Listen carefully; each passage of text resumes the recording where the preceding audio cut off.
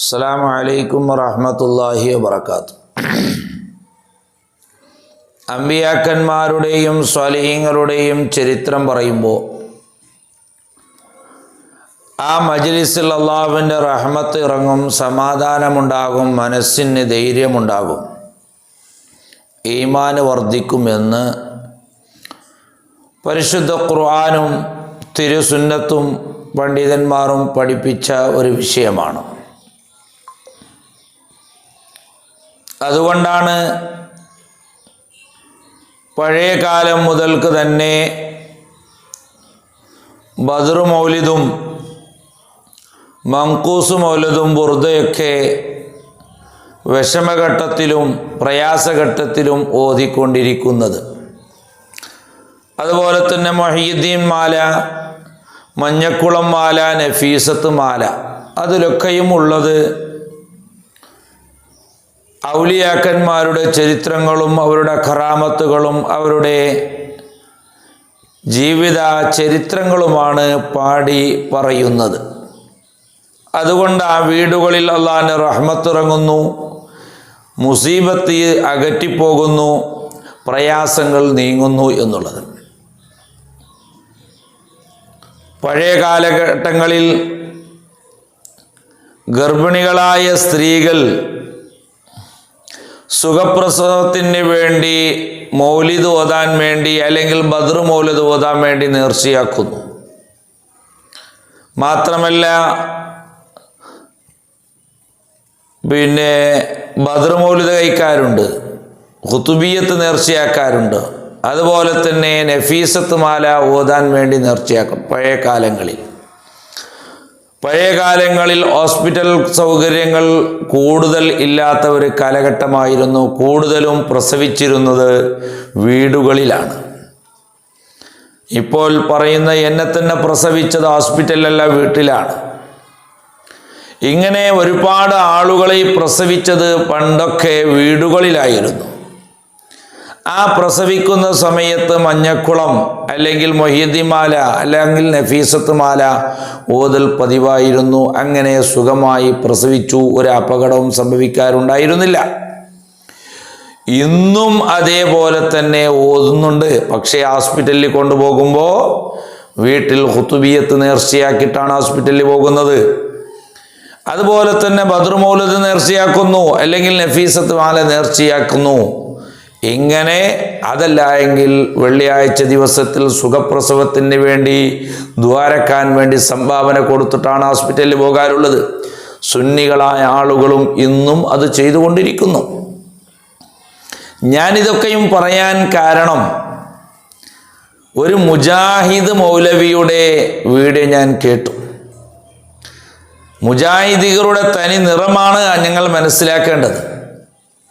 ആ മുജാഹിദിൻ്റെ പേരെന്താണെന്നറിയില്ല. അദ്ദേഹത്തിൻ്റെ വീഡിയോ നിങ്ങൾക്ക് ഞാൻ കാണിച്ചു തരാം.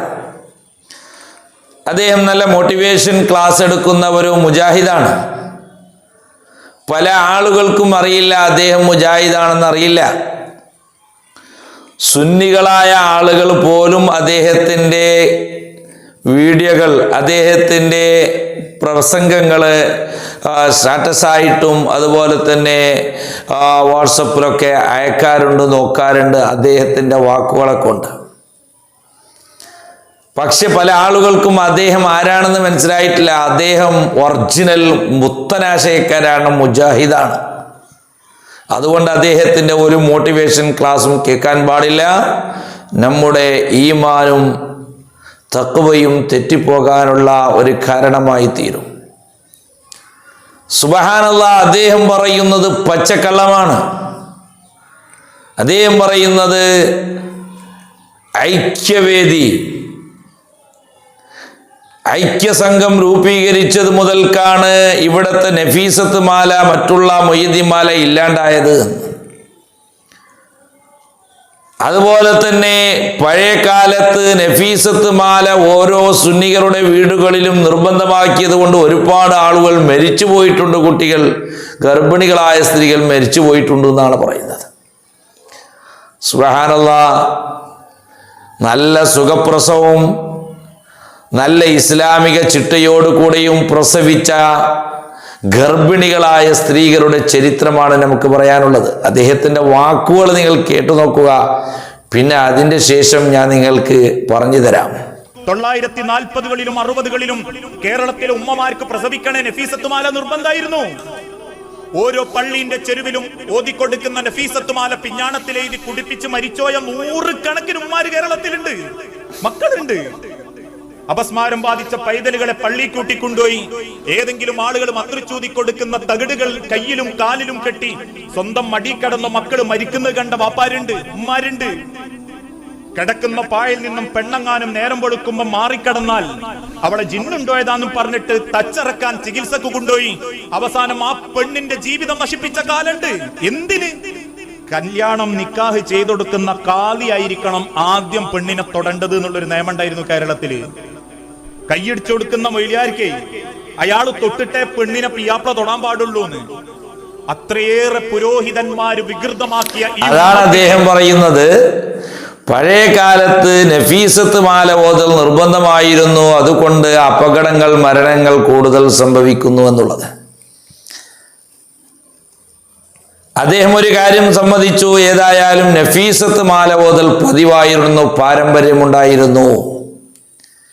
നഫീസത്ത് മാലയിൽ എന്താ പറയുന്നത്? ഔലിയാക്കന്മാരുടെ കറാമത്തുകളും. നഫീസ ബീബി വലിയ കറാമത്തിന്റെ ഔലിയാക്കന്മാരിൽപ്പെട്ട വലിയ മഹ്ദിയാണെന്ന് ലോകത്താർക്കും തന്നെ തർക്കമില്ല. അവിടുത്തെ കറാമത്തും അവിടുത്തെ പോരീഷ പറയുമ്പോൾ നല്ല സുഖപ്രസവമാണ് ലഭിച്ചുകൊണ്ടുണ്ടായിരുന്നത്. ഓപ്പറേഷൻ ഇല്ലാതെ നല്ല സന്താനങ്ങളെ പ്രസവിച്ചുകൊണ്ടിരിക്കുന്ന ഒരു സാഹചര്യം ഒന്നുണ്ടായിരുന്നു. അത് പഴയ ഉമ്മമാരോടും പഴയ നമ്മുടെ ഉപ്പാപ്പന്മാരോടും ചോദിച്ചാൽ ആ ചരിത്രങ്ങൾ അവർ പറഞ്ഞു തരും.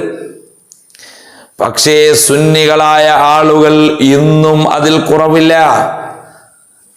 ഹോസ്പിറ്റലിലേക്ക് പോകുമ്പോൾ ഉസ്താദുമാരോട് അല്ലെങ്കിൽ ഖതീബമാരോട് ദ്വാരക്കാൻ വേണ്ടി സുഖപ്രസവത്തിന് പൈസ കൊടുക്കുന്നുണ്ട്. മാത്രമല്ല ഇന്നും ബദ്ർ മൗലിദ് കഴിച്ചിട്ടാണ് ഹോസ്പിറ്റലിൽ പോകുന്നത്.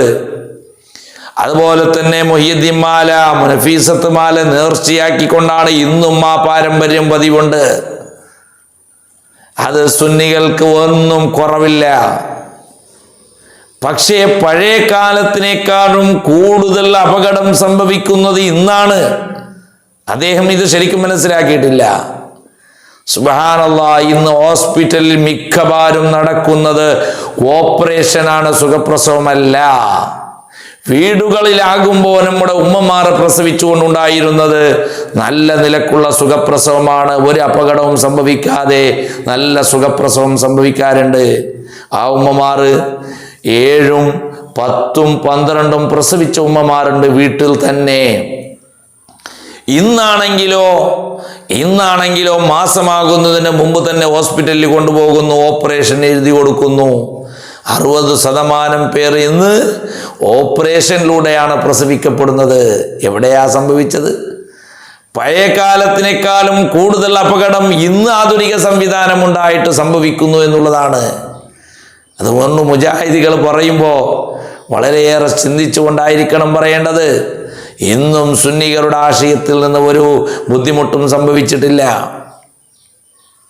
ഈ ഐക്യസംഘം വന്നതിന് ശേഷം ഇവിടെ നിന്ന് മൗലിദ് ഇല്ലാണ്ടായി, അതുപോലെ തന്നെ നഫീസത്ത് മാല ഇല്ലാണ്ടായി എന്ന് പറയുന്നത് പച്ച നുണയാണ്.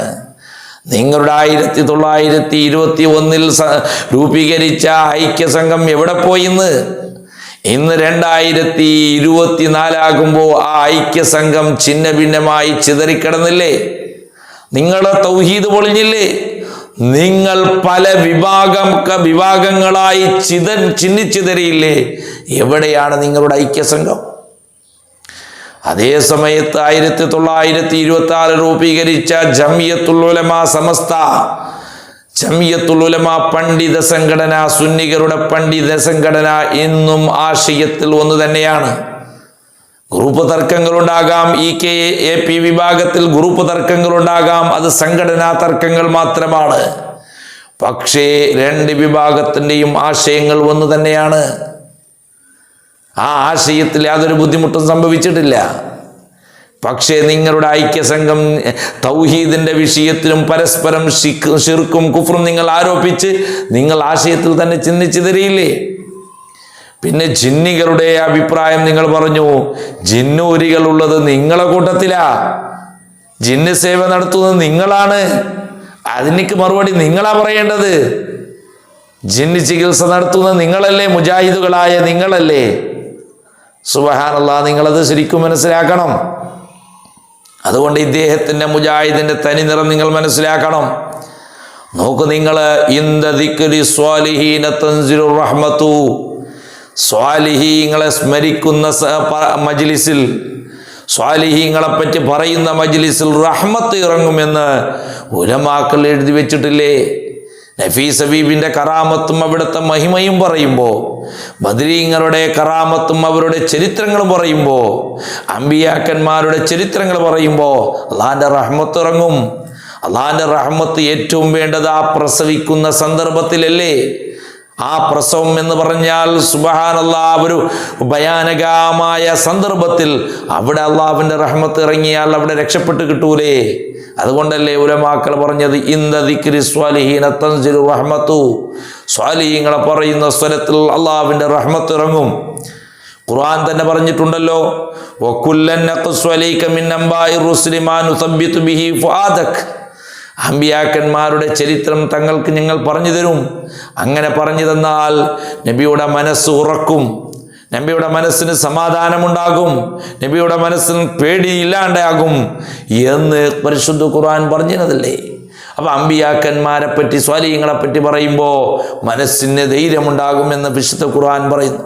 നോക്കൂ നിങ്ങൾ, ഹദസനാ മുഹമ്മദ് ഹദസനാ ഇസ്ഹാഖ് ഇബ്നു മൂസ ഖാല, ആ ഇസ്ഹാഖ് ഇബ്നു മൂസ റളിയല്ലാഹു അൻഹു പറയുന്നു, സമിഅതു ഇബ്നു ഉയൈന, ഇബ്നു ഉയൈന യഖൂലു പറയുന്നതായി ഞാൻ കേട്ടു, ഇന്ദ ദിക്രി സ്വാലിഹീന തൻസിലുർ റഹ്മത്തു.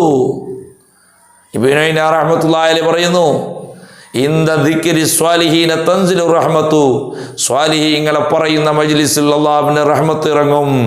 കാലഹു ഇമാമുൽ സൗരി, അതുപോലെ തന്നെ ഈ വിഷയം ഇമാം സൗരി റഹ്മത്തുള്ളാഹി അലൈഹി പറഞ്ഞിട്ടുണ്ട്. അങ്ങനെ ഒരുപാട് പണ്ഡിതന്മാരും ഈ വിഷയം ഉദ്ധരിച്ചിട്ടുണ്ട്. സ്വാലിഹീങ്ങളെ പറയുന്ന മജ്ലിസിൽ അല്ലാഹുവിന്റെ റഹ്മത്ത് ഇറങ്ങും. ഇനി നിങ്ങൾ പറയൂ, അതേപോലെ തന്നെ ഉഹദ് പർവ്വതത്തിൻ്റെ മുകളിൽ നബി സല്ലല്ലാഹു അലൈഹി വസല്ലം തങ്ങൾ, അതുപോലെ തന്നെ അബൂബക്കർ സിദ്ദീഖ് റളിയല്ലാഹു അൻഹു, ഉസ്മാൻ റളിയല്ലാഹു അൻഹു, അതുപോലെ തന്നെ ഉമർ ഖത്താബ് റളിയല്ലാഹു അൻഹു കയറിയപ്പോൾ ഉഹദ് പർവ്വതം ഇങ്ങനെ കുലുങ്ങാൻ തുടങ്ങിയപ്പോൾ ആ ഉഹദ് പർവ്വതത്തിനോട് നബി സല്ലല്ലാഹു അലൈഹി വസല്ലം പറഞ്ഞത് എന്താ? ഉസ്കുൻ യാ ഉഹദ് ഫഇന്ന അലൈക നബിയ്യുൻ വസുദ്ദീഖുൻ വശഹീദാൻ. ഓ ഉഹദേ, നിന്റെ മുകളിൽ നീ മൗനമായി നിൽക്കൂ, അടങ്ങി നിൽക്കൂ, ശാന്തമായി നിൽക്കൂ. നിന്റെ മുകളിൽ ഉള്ളത് പ്രവാചകനും സിദ്ദീഖ് റളിയല്ലാഹു അൻഹും, അതുപോലെ തന്നെ പിന്നീട് ശത്രുക്കളുടെ കൈകൊണ്ട് ഷഹീദായി മരിക്കാൻ പോകുന്ന ഉമർ ഖത്താബ് റളിയല്ലാഹു അൻഹു, ഉസ്മാൻ റളിയല്ലാഹു അൻഹു ആണ് ഉള്ളത്. അതുകൊണ്ട് മൗനമായി നിൽക്കൂ.